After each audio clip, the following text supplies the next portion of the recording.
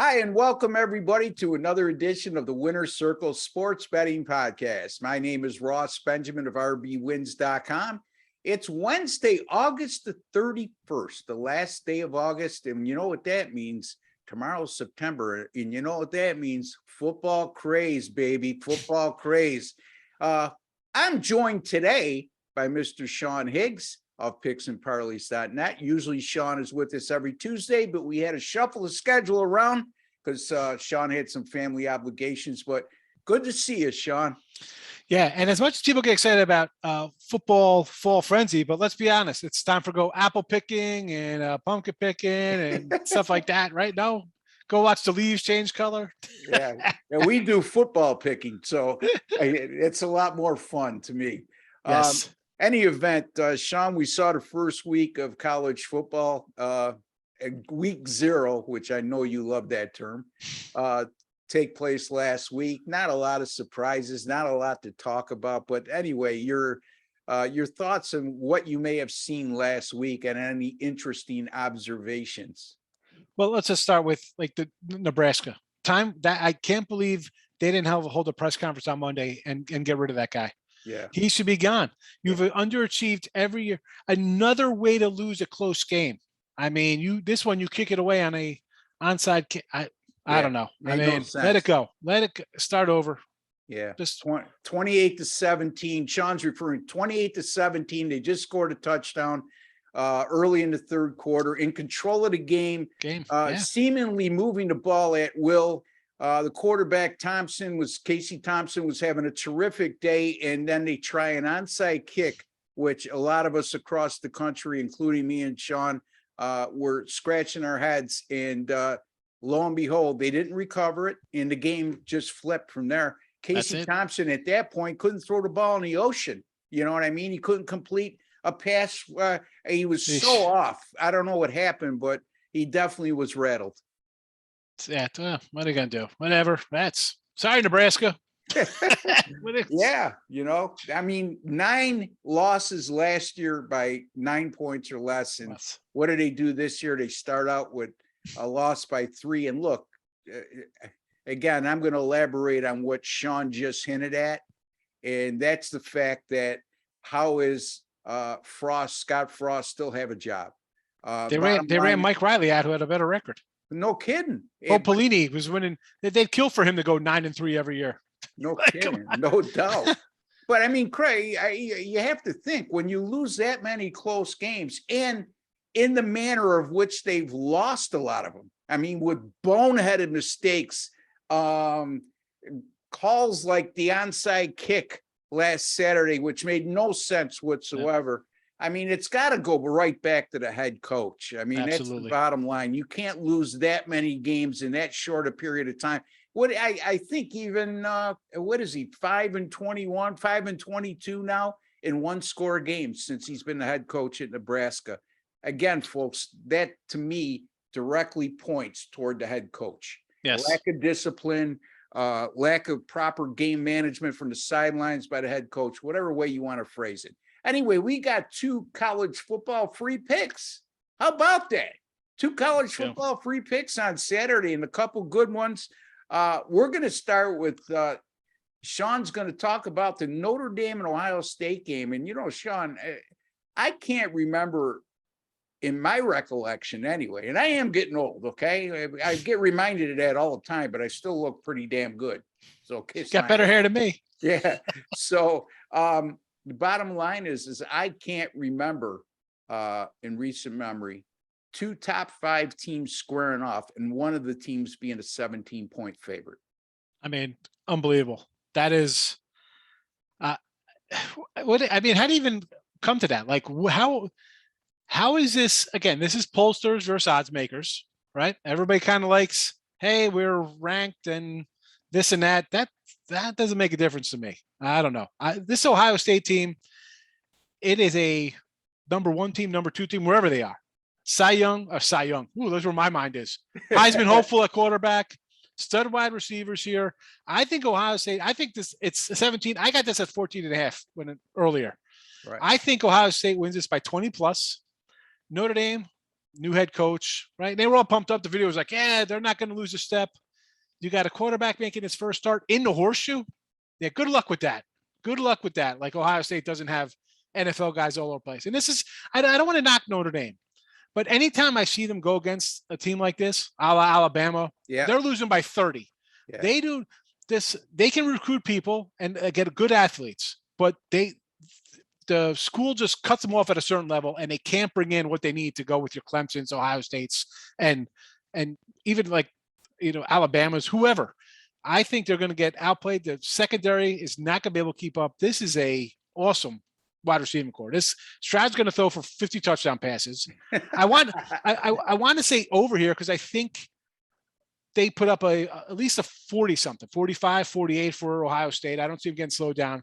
But can Notre Dame score? That's the thing. Can I get 20 from Notre Dame to get this into the 60s?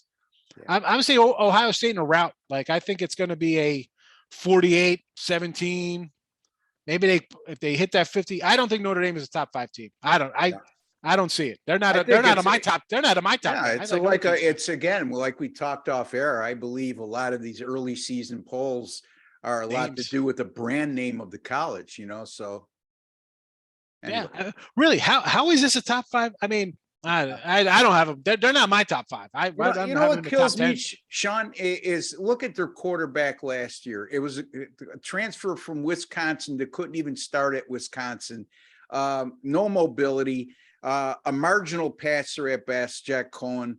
And yet this is a team that annually is in the top 10 in recruiting and can't bring in a bona fide college football star quarterback. It's amazing. Yeah, it's what's there to say about Notre Dame? I saw someone say Notre Dame is going to be Army in like 10 years. Like, as good as the Army, like in the 40s, like here come the 4 horsemen, they were really good. And like Notre Dame, as good as they were, had that block of awesomeness. They're going to be like an irrelevant kind of team. Let's be honest. This is all about Alabama, Georgia, Clemson, Ohio State's in there. Even like as good as Miami was for that brief stretch, these teams are forgotten about. Yeah. And that's a lot of teams. So your Oklahomas could probably fit there the way they have been. They haven't been a national title contender in years. They spit the bit as well. Yeah. You know what, too, Sean, you made a good point about Notre Dame and how strict they are. The school itself, not the football program, but they are under some constraints because of school policy.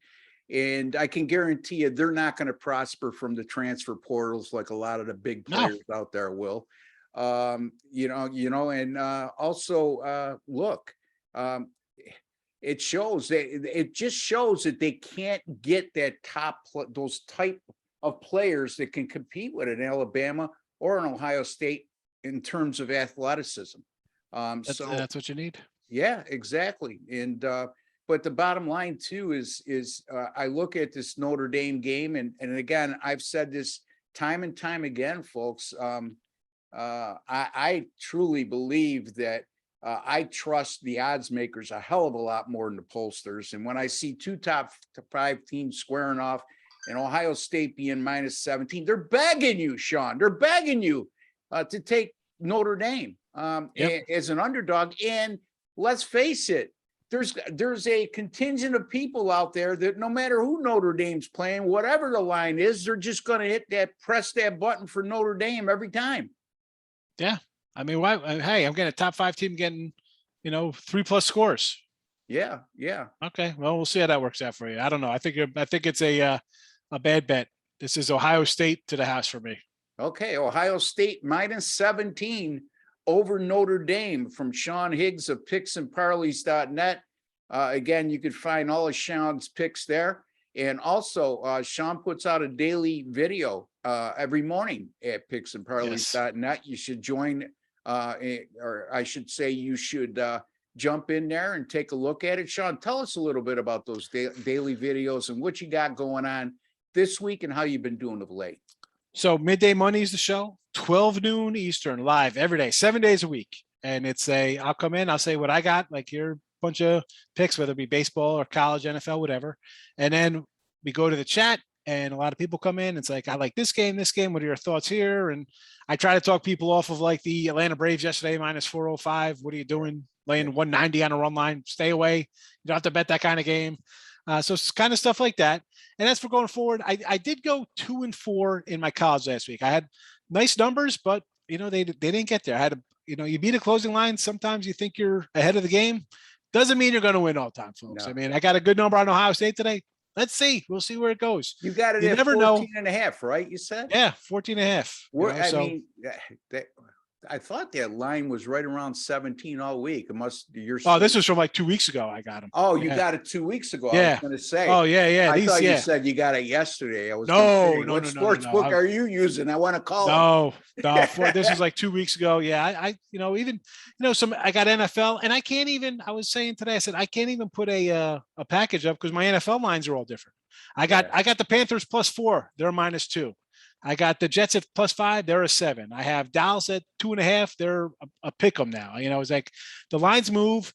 And again, in these when the lines have been out for 2 months, 3 months, I'm thinking I'm going to have a good number and we'll see how it goes. Now, we're not betting the house on these games. We've got to just kind of bet straight. You can't, good number or not, you can't go all in. We don't do that, but we'll see how we go first week, second week here of college and first week of NFL. I don't know. I'm excited, and plus daily baseball. So I love my baseball every day. Yeah, I still am. There's nothing like football season to me. I do well in baseball, but it's a 162 game grind, and getting down to September now, where a lot of these games will be meaningless. Yes, you thought we saw big chalks prior to September. Wait to this next month. You're going to see more like what Sean just alluded to with the Atlanta Braves, maybe not that high, but, consistent menu of -200 money line favorites. You just got to be careful at this time of year, folks.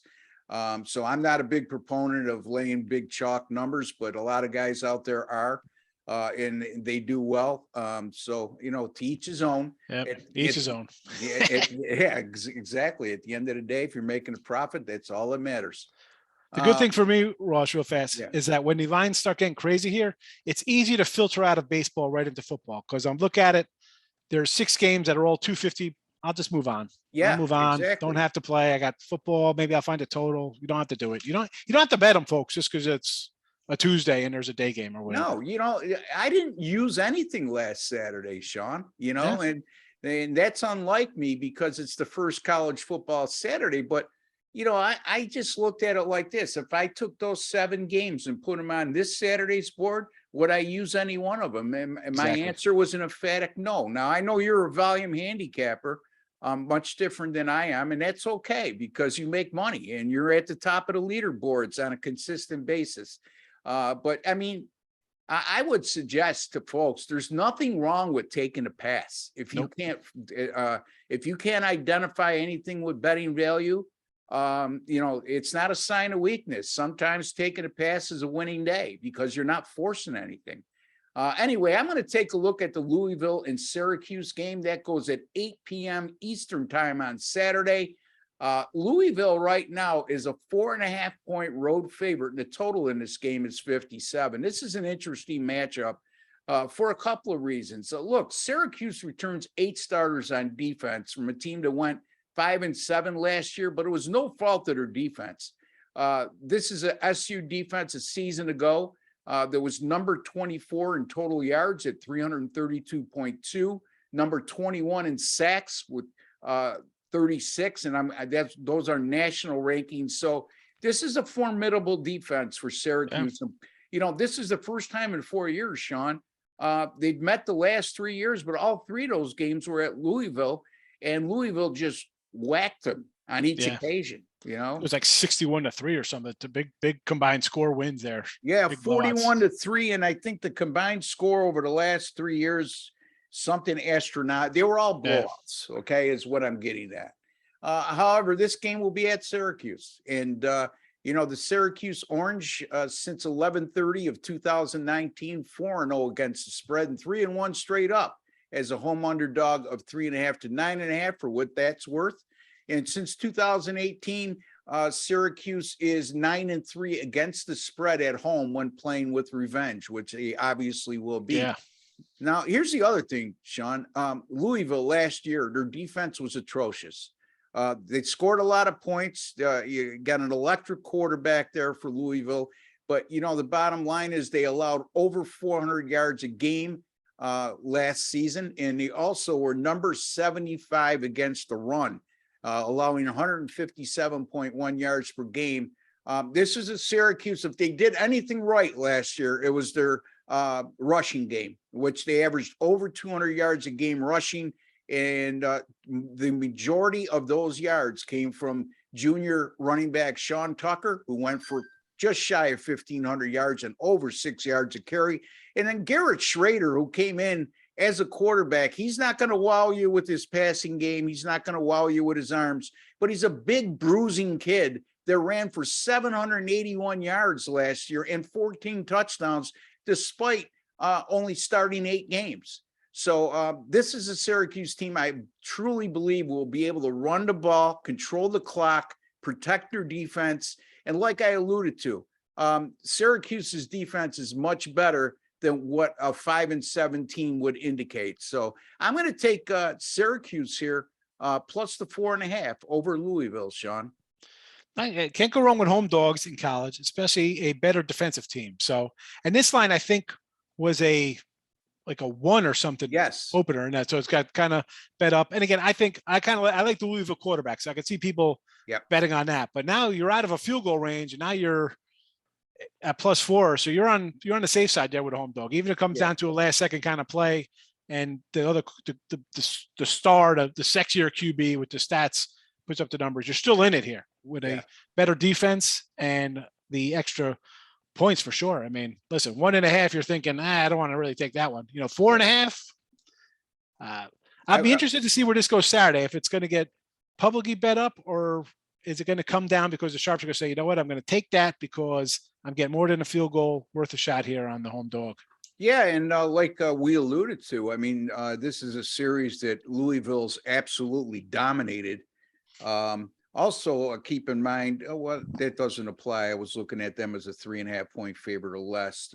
It went to 4.5. This line, like Sean said, opened up at 1.5, and now it's up to 4.5. And I can honestly say I would have turned away from this pick if it was 2.5 or less. To getting to the key number and beyond was the big turning point for me. So I'm going to take Syracuse here plus 4.5 over Louisville. And Sean Higgs likes the Ohio State Buckeyes -17 over Notre Dame. He doesn't see it being remotely close. And like I said, folks, 2 top 5 teams, one of them the 17-point favorite. Crazy. I trust the odds makers. I don't trust the pollsters. Anyway, any final words, Sean? Touching on your Syracuse game, 59. It's a 56 now. So there's your defense coming into play with that total there. So yeah. I think Syracuse will do a good job defensively, and I also think they'll run the ball well. And I do agree with you. You mentioned Ohio State wide receivers. Well, keep this in mind, folks. 2 of their starting wide receivers last year were drafted in the first round. So when he tells you that their wide receiver core is deep, athletic, and speedy, they just keep reloading year after year. So anyway, all right, until the next time, for Sean Higgs and Ross Benjamin, I'd like to wish each and every one of you all the very best. Take care and God bless, folks.